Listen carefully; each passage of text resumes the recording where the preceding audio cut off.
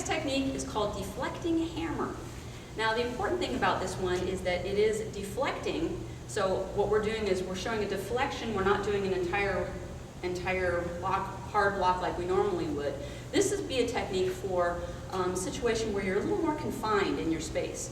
Normally with the kick, as this is the first time you're going to see a kick as a white belt going to yellow belt, but in the later ones when you see a kick, usually you want to get out of the way. A kick coming at you is huge, it's got a lot of power to it. It's not something that you want to go, well, I'll just step back and block right into that one. Not really a good idea to be on the receiving end of somebody who's got a full-on kick going. For this technique, there's a couple ways it can be done. It can be done from a ready position, or it can be done from what is called the baited position. That's what I prefer, although it can be done either way. Not saying one's right or wrong, it's just more than one way to do it. So we're going to review it from the baited position, and when I say baited, I mean that I'm standing here saying, oh, I'm here, and gee, I've never fought before, so what I'm doing is leaving this huge open space right here, and I'm telegraphing to my opponent, boy, whatever, please don't kick me right here. And that's, of course, where I want him to kick me.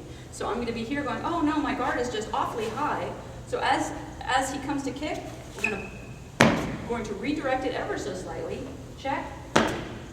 Push drag as needed, probably won't be needed. Sticking my elbow up there to eat it. So let's just do it a little bit faster. So, important things about this technique. First of all, starting from the baited position, one of the things that we're going to be looking at in this technique is using, let's trade positions for a second. From here, we want to have the changing in the orbit.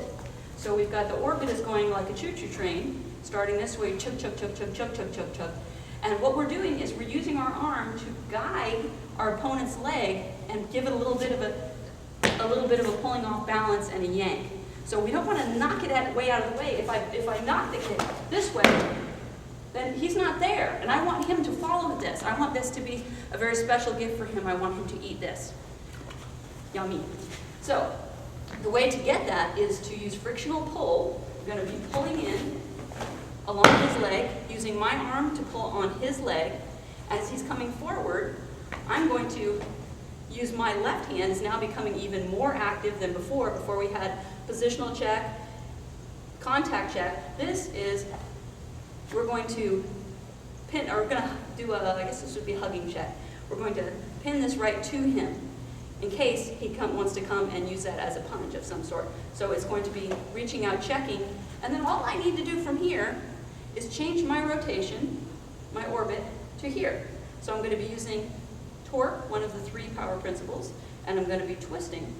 I'm just going to have to stand right here. What's important thing is for white belts going to yellow belt especially to notice is a lot of people have a tendency to, when they do this one, do it with their front, so you can see from here, they want to point the elbow at their target.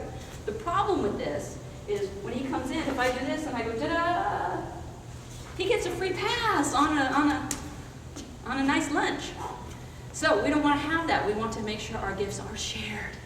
So very, very important. So what's important in this one is, the other thing important in this technique is the pushing forward and backward. Some foot maneuvers that white belt going to yellow belt will want to work on is a push drag going back and a push drag going forward. Very important in this technique, pushing back, pushing forward. So we're launching off of our rear legs. So as the kick comes in, we're going to push back out of the way. We're not pushing off to the side either way. We're pushing along the same line because, hey, maybe we've got something going on the side. We're in a crowded room full of tables. There's nowhere to go except back. So we only have this much room to work, so that's what we're going to work in.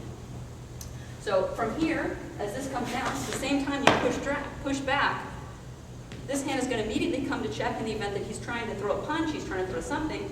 I want to use this part of my hand, piezoform, to do a nice hard block there, and then I'm going to push drag forward as this torques up and just sits there and waits for him to eat it. Boom.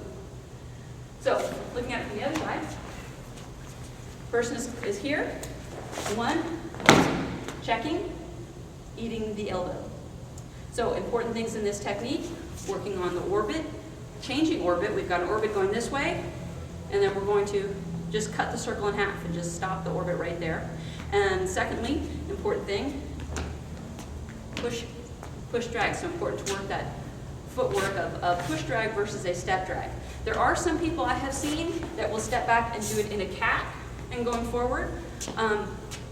That's not my preference, but I'm not saying that there's any one absolute way to do it. For some people, they're okay with doing it in a cat stance, maybe based on their size, and again, it's about tailoring and what works for you. I prefer from here, stepping back and stepping forward. That is deflecting hammer.